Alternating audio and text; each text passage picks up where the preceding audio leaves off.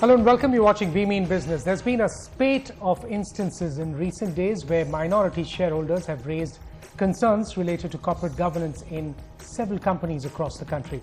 While one set of shareholders are raising concerns about the salary that the chairman of Apollo Hospitals has been assured by the compensation committee in the company, another set of shareholders have been vociferous in their opposition to the merger proposal of Sessagoa and Sterlite Industries. There's increasing pressure from shareholders on companies to be more transparent, make sure decisions are taken in a more transparent manner and disclosure standards are improved. As India becomes the hub for more and more global companies which want corporate governance standards to be improved, today on We Mean Business, we discuss the rising trend of activism against companies that are not making the cut in the eyes of the shareholder. So the question we are asking is whether India needs stronger shareholder activism and what shape that increased activism can take. And to discuss this very important issue for India Inc., we have joining us Mr. Vinod Dhal, the first head of the Competition Commission of India and current chairman. He is now the chairman of Dhal Law Chambers, joining us from Delhi. Thank you so much, sir, for joining us. Mr. Amit Tandon, founder and managing director at Institutional Investor Advisory Services, joining us from Mumbai. Thank you, sir, for joining us. Sandeep Parekh, founder, FinSec Law Advisors, joining us also from Mumbai. Thank you, Mr. Parekh.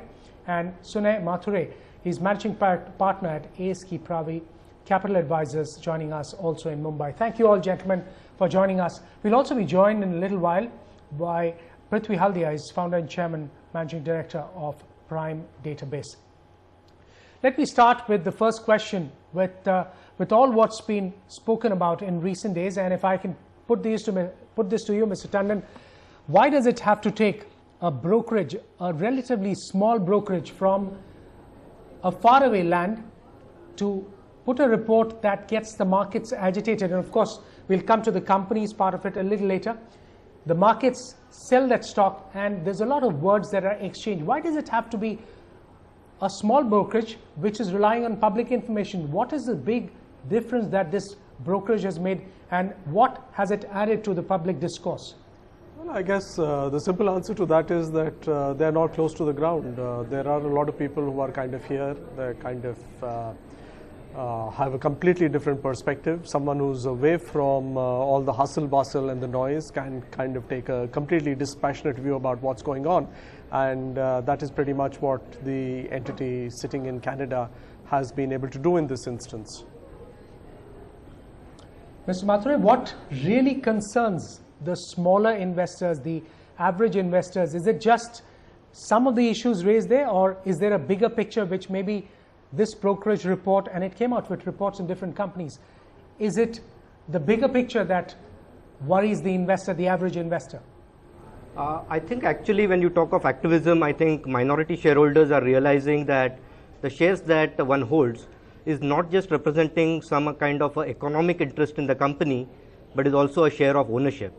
And when you realize that you actually have a certain ownership, then there are non-economic issues which become equally important.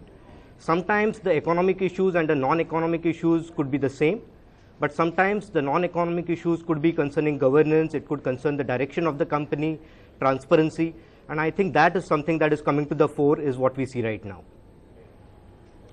So how could that be changed? And Mr. Dhal, you've been in the government trying to push the case for improved transparency, improved governance standards, and as the head of Competition Commission and someone who set up also the SFIO, what difference did it make, and how far are we down that road where we'll get closer to what international standards are?